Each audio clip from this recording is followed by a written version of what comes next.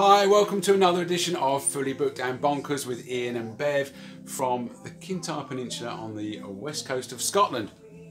I had to mention that because somebody asked just the other week. Did they? Yeah, they watched the vlog, said, "Oh, where are you from?" I said, "Oh, I'll better mention it." Anyway, did I sound a bit like an 80s pop star when I was doing my introduction? Yeah, 80s were great. Like an 80s DJ. An 80s DJ. Yeah, we're coming at you from some peninsula somewhere in Scotland. Coming in your ears.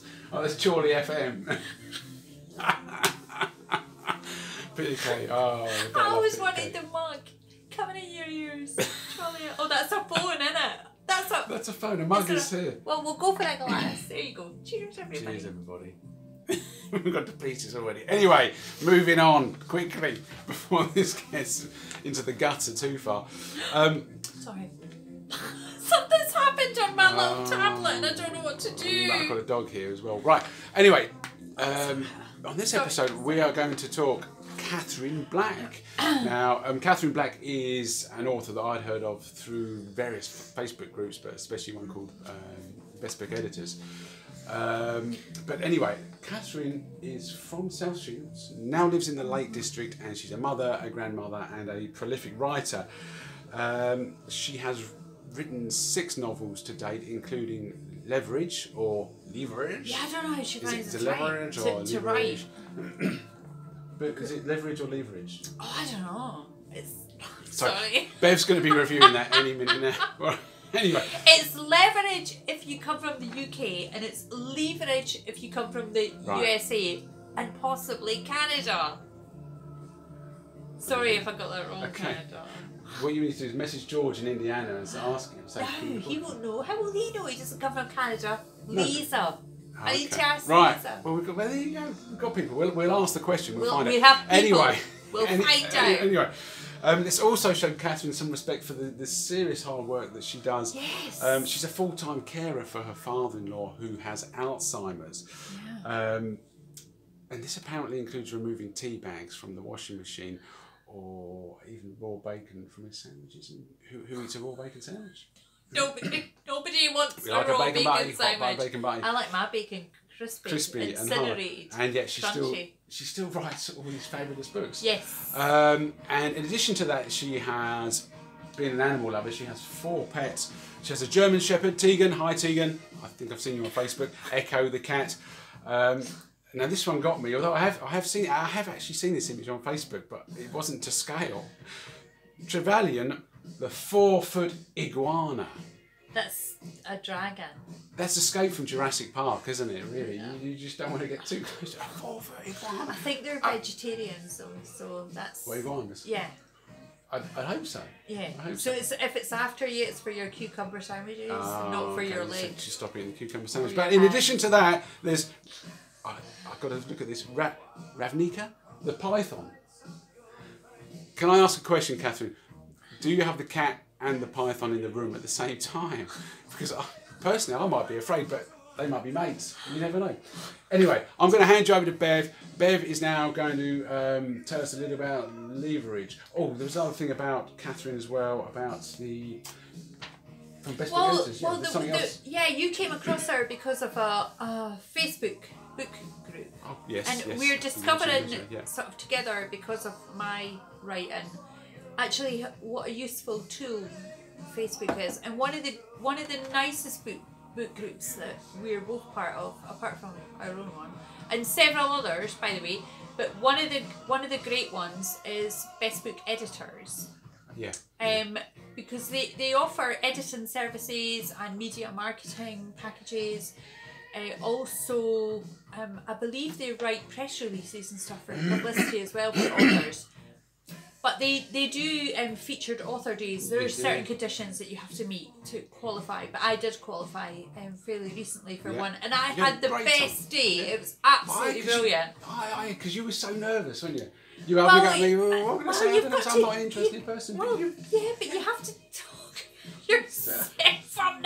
I'm British. I'm not very good at talking about myself. Well, yeah. Because you're writing about other people, characters, but not really so much. But anyway, I had the absolute best day, and I will put their the links on the blog on my website that goes with this vlog. Okay. The blog. The blog. Okay. The blog.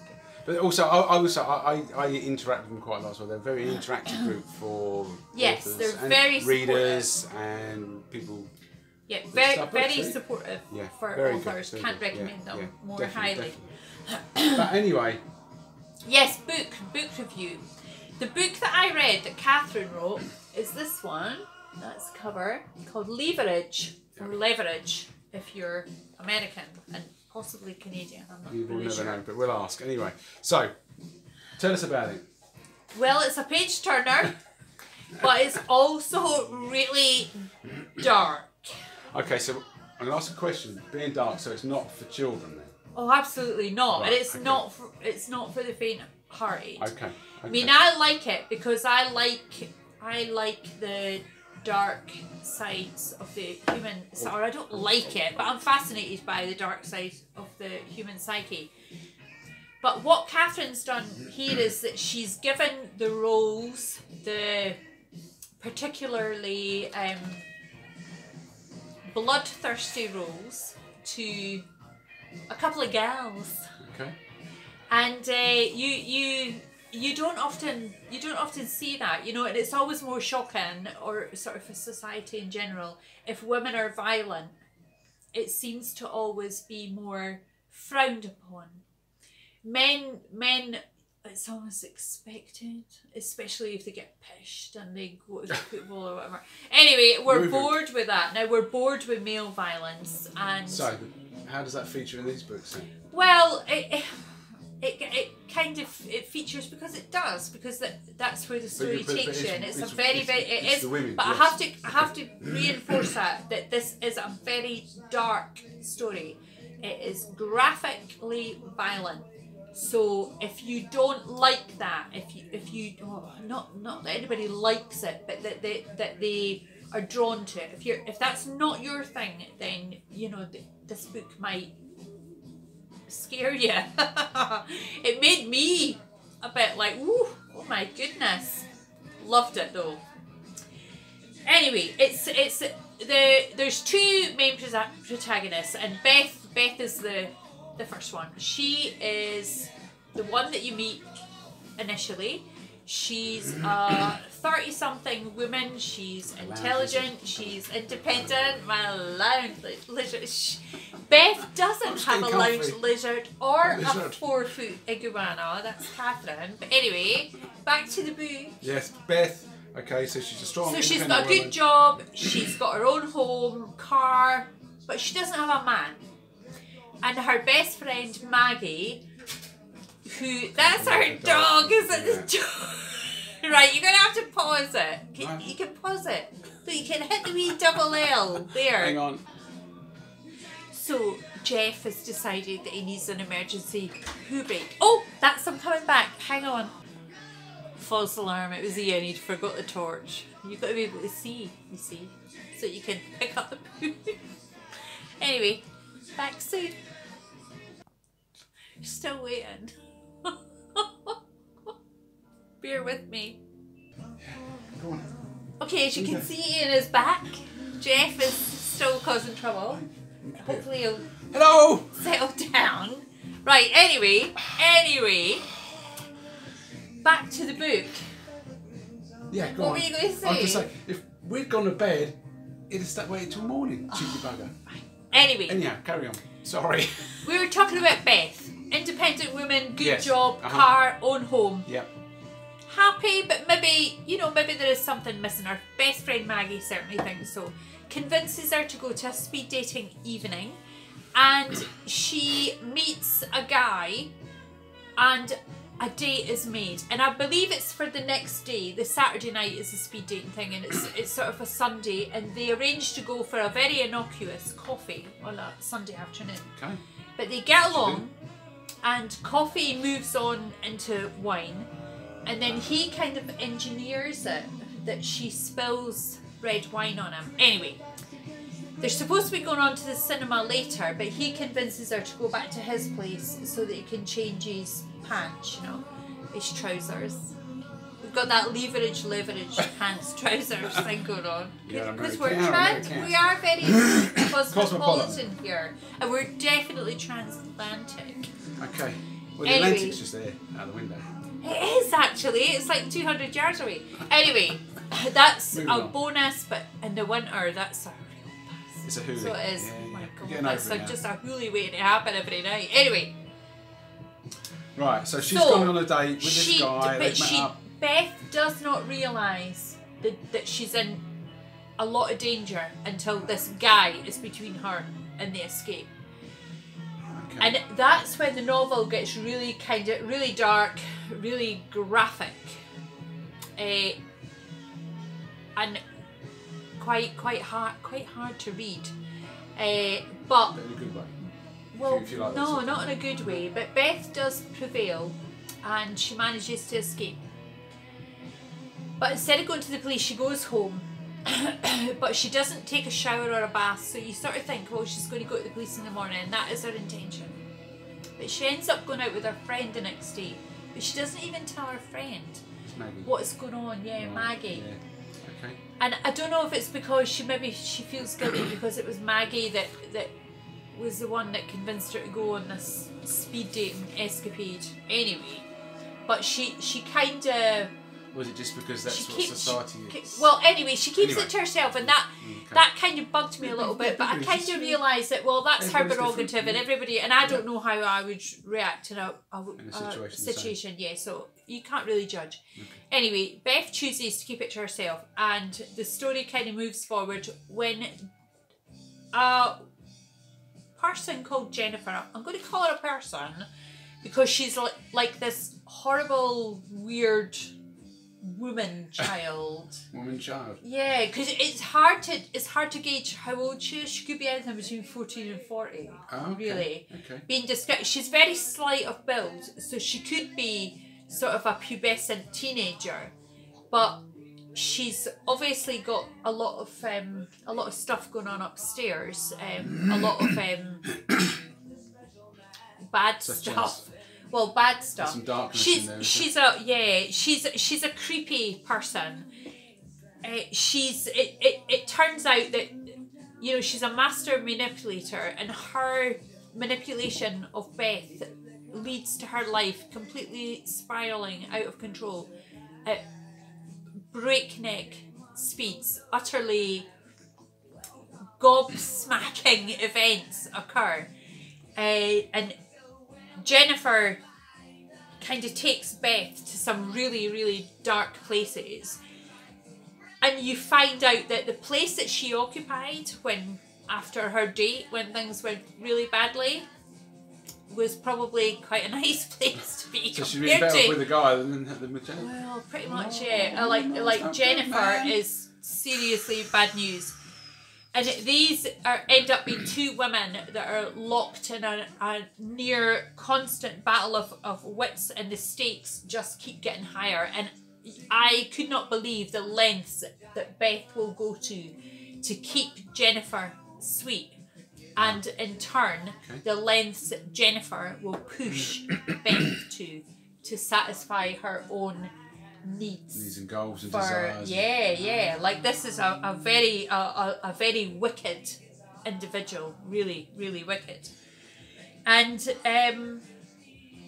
but you enjoyed it, though? oh yeah, it's a fantastic story because I like that kind of thing. I like that dark Darkness. element, and I love that Katherine Black has given these roles to women, because they're so often these evil, homicidal, violent characters are so often men.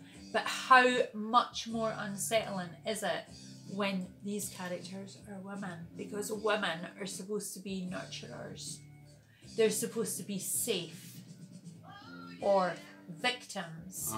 And in this story, these women are none of these things, and that's what makes it such a challenging read, but it's such a fantastic read as well. Okay. So you got stuck into it then? Pitch black. It's absolutely thrilling. It plumbs the depths of human depravity. You know, what are people capable of? And definitely not for the faint-hearted, but my heart thoroughly enjoyed it. Your heart is made of sterner stuff. Well, it is. You're cold as ice. That's what you are. Oh no, don't say that. I'm not cold as ice. I like ice in my wine, but not in my heart. So obviously it's not for the faint-hearted, but it's a great book. Yeah, absolutely. And I can't wait to read more because she's a brilliant writer. Yeah, fantastic. Great suspense. Yeah. Loved it. Good. And again, because you originally noticed that book on Facebook yourself, didn't you? Yeah. So it does work. So just keep putting it out there. Just keep. Absolutely, I have show read. us what you've got. I have read a couple of books, and I am reading more books that I have been led to along the pathways of these Facebook groups for authors and for readers. Oh, absolutely. And having a great time. Yeah. Look at me. I've actually started now buying books as well. Yeah. It's fantastic. Before we go, I want to give a big thumbs up to a young man called Benjamin Fun.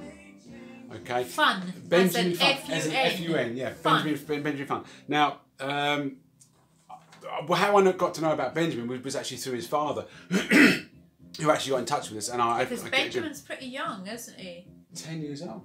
Wow. Now, Ben started his first 18,000 word novel back in April in I think it was the first lockdown. I think that first happened, and he was writing 100 words a day so he could write a book to give it to his grandmother, who was she was ill. She was recovering from cancer, and he wanted to give it to her for Christmas Day. So, thumbs up, Benjamin. But then he goes one better. He trumps that. He does another one. He writes another novel, 25,000 word novel. And he's only 10 years old.